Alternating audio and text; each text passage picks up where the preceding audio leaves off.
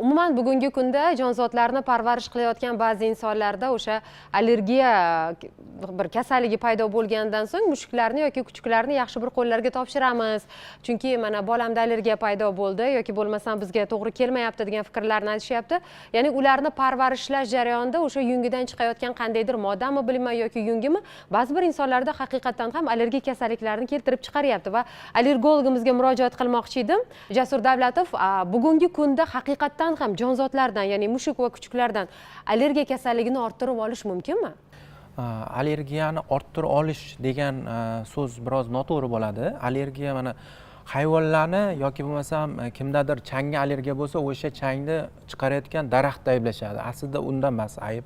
Yoki bo'lmasam mushukga nisbatan yoniga borganida aksirish, burun bitish, ko'zda yoshlanish, qichish belgilari paydo bo'ladi. Buni allergik rinit deb ataymiz va sababchisi agar mushuk bo'ladigan bo'lsa, u shunchaki qo'zg'atuvchi hisoblanadi, lekin u allergiya paydo bo'lishi immun tizimi bilan bog'liq. O'sha bemorning immun tizimi shu mushukni eng ko'p o'rganilgani o'zi mushukni so'lagi va teridan ajraladigan FeLD1 degan oqsil molekulasi bor. Aynan o'sha oqsil molekulasi eng ko'p allergiyani chaqirish xususiyatiga ega, sensibilizatsiyani chaqirish.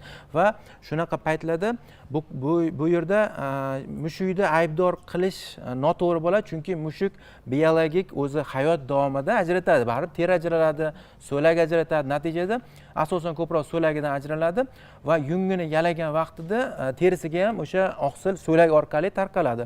U esa juda ham yengil bo'ladi, xona haroratida havoga bug'lanib ko'tariladi va bemor bola yoshi katta odammi nafas olganida o'sha oqsil molekulasi burun nafas yo'llariga kirib turli xil allergik kasalliklarni chaqirishi mumkin, lekin bu yuqadigan holat emas. Chunki kimdir bor umr bo'yi mushuk bilan yashab umuman allergiya paydo bo'lmasligi mumkin, lekin kimdir bor bir oygina yashash orqali allergiya rivojlanishi mumkin. Bemorlarimiz bor. Yaqindagina bir bemorda shunaqa qiziq holat bo'ldi. Yaxshilab anamnez so'rab surishtirdik, kasallik simptomlarini aniqlash uchun analizlarni ham buyurdik. Analizini topshirgungacha vaqtida uyida mushugi borligini umuman aytgani yo'q edi bizga. Lekin javobi chiqqandan so'ng onasi bog'lanyapti, mushukka juda yuqori chiqqan. Boshqa hech qaysi qo'zg'atuvchilar yo'q, bitta mushukniki baland chiqqan. Aytayapti, qizim shu analiz javobini ko'rgandan beri yig'layapti. Endi nima qilamiz deb.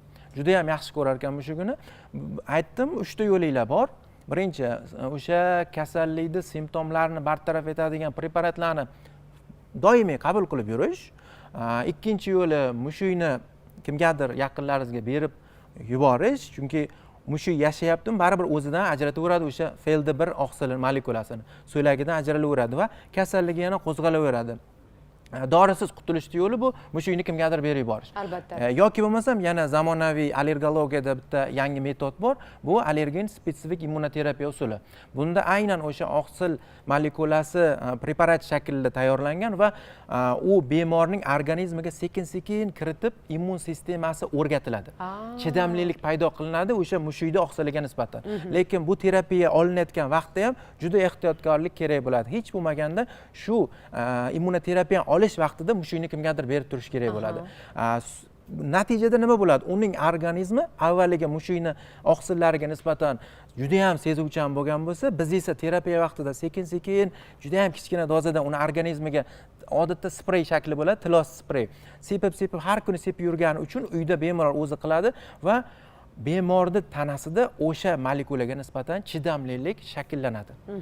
Va kasallikdan qutulish, davolashda uchinchi yo'li shu bo'ladi.